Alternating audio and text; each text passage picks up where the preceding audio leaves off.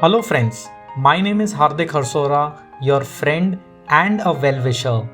I am here to share my life stories and the learnings that I have had in my life with all of you guys, with the hope that you will be able to extract value out of it for your beautiful growing life ahead. So today I am going to share with you the stories of my life that shaped my career. So let's rewind back to those days when I was a child. There were two things that were influencing my personality.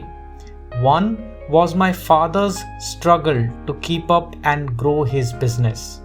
I was becoming a risk-averse guy. I was watching my father take risk and then that risk not paying off, and that told me taking the risk was bad.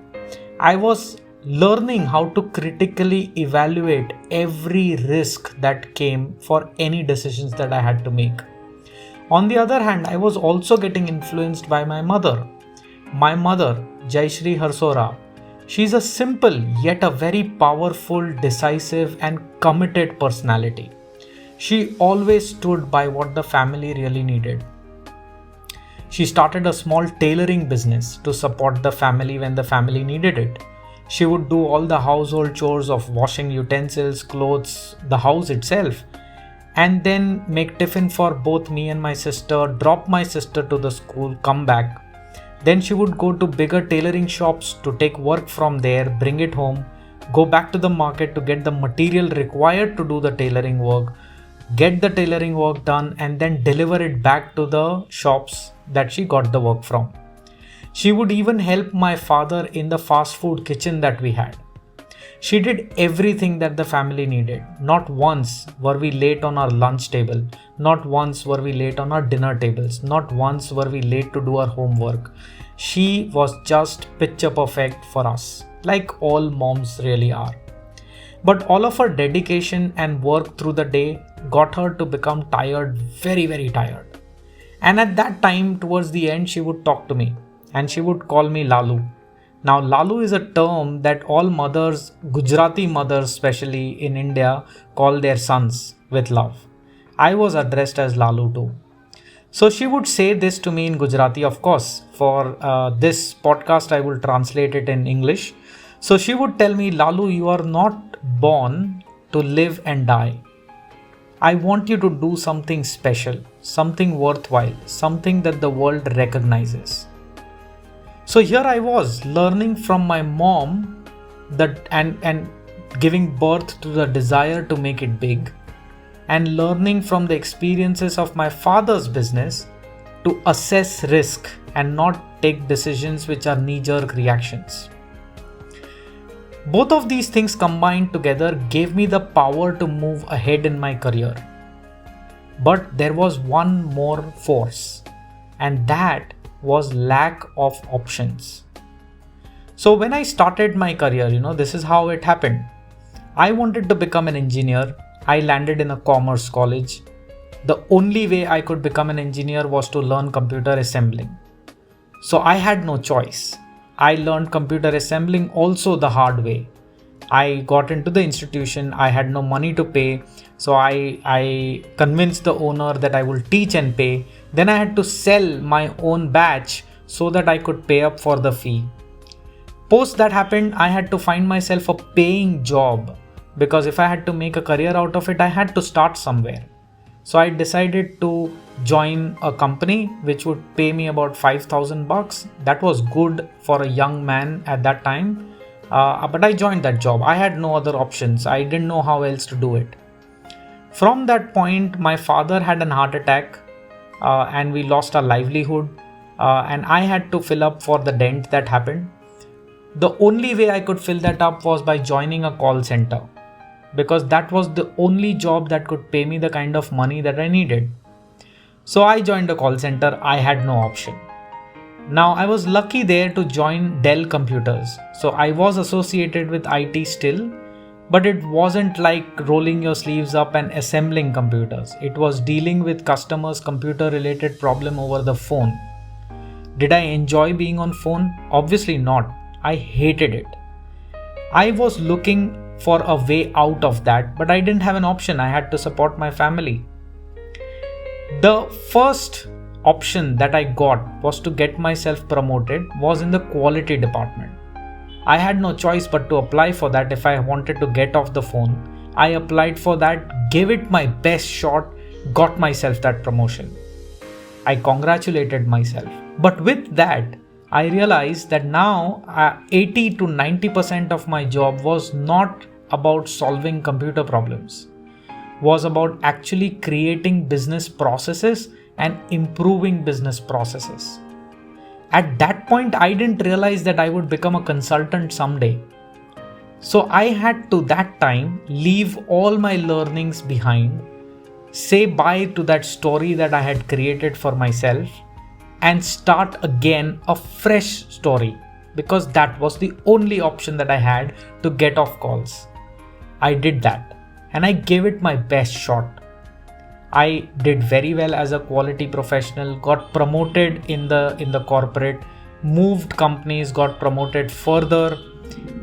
And there was a stage when I reached the peak of the corporate ladder, and there I was, a frustrated corporate employee.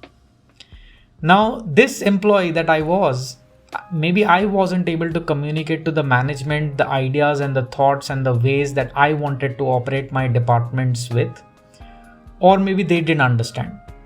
Whatever the scenario was, I was an extremely frustrated soul. That's when I met my current business partner, Fauzia Sheikh. The only option that we had that time was to start our own company. If we had to be frustrated, it was better that we get frustrated doing our own thing. But this was the first time in my life that I had an option in my head. The option was that I would start my own company, and in case if it doesn't work, I would come back to corporates. You know, the risk averse guy that I was in me? That is what led me to have another option in my head, my plan B. Now, when we started the company, we obviously had certain struggles, a lot of bumps, but we survived somehow. We did very good work for all our consulting projects. But you know, like it is in consulting, when you do good work, the project ends. And if you don't have the new project in, your revenue becomes zero. So that kept happening to us. And at one stage, we had no projects. No new projects. The older projects had given us testimonials and the project was over because we'd done our work. So there I was making no money. The risk averse guy that I am, I decided to that time go for option B, the plan B that I had.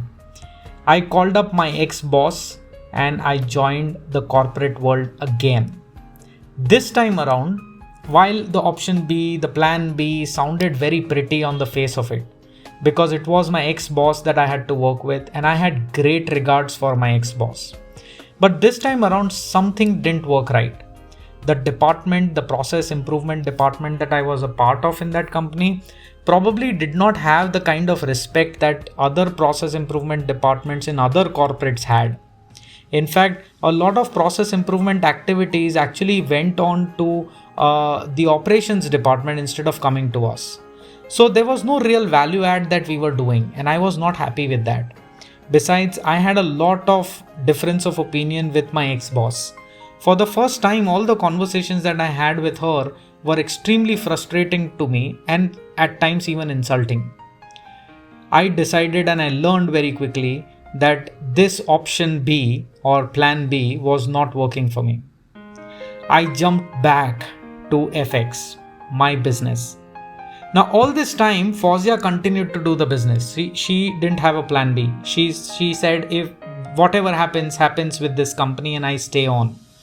So I went back to the company and I started doing everything and more required to be done to make sure the company doesn't fall. This time I did that because I did not have plan B. I knew that the corporate would not make me happy because I had experienced that. I started my business because I was a corporate frustrated employee. I went back to corporate because I struggled with my company. And I knew that corporate, if I go back, I would again be a frustrated soul. So if I have to be frustrated and struggle, I might as well struggle for my own company. I struggled for my company and we scaled our company up. We did everything and more required for this company to become what it's become. So long story short, what I'm trying to tell you here is options are not always good. I have seen people around me at the age of 30, 31 who've not yet even decided their careers because they have an option to stay at home and think while the father makes money. That is going to make you indecisive. Options make you indecisive because you can choose to wait. Options allow you to not give your best shot because you have a plan B to fall back on. So options, if you don't have an option, you are going to make sure that whatever you do your best in that. But if you have a plan B, you would do a little bit, and when the struggles happen, you move to plan B. Options drive you, or drive all of us rather, to take the easier path, which may not necessarily be the right path. It's human nature, to take the option that sounds and looks easy. I have done that and fallen on my face. So we aren't able to evaluate the right path if we have options a lot of times. In fact, option could be a reason for your failure. So today, if you have an option, be careful on choosing the one that you choose. Make sure you choose the option because it is right, not because it is easy. If you can, don't construct your plan B, because plan B will make you lazy to put your efforts, the best foot forward for your plan A. And if you don't have an option today, sometimes not having an option can make us feel miserable. But remember, it's only going to be successful for you because that is how it has turned out for me. When you don't have an option, you don't even have an option to do bad on the option that you have. So the only way it's going to go is the best that is possible to happen. So with that thought, I would leave you with this podcast. I hope this added value to your life. And if it did, please forward this to all the friends, colleagues, your partners, whether it is your spouse or your cousin or your business partner. Forward it to anybody who you think will see value, and it will help him, because it has helped me for sure. So with that, I would wish you goodbye and good luck until we meet in the next podcast. Keep propelling.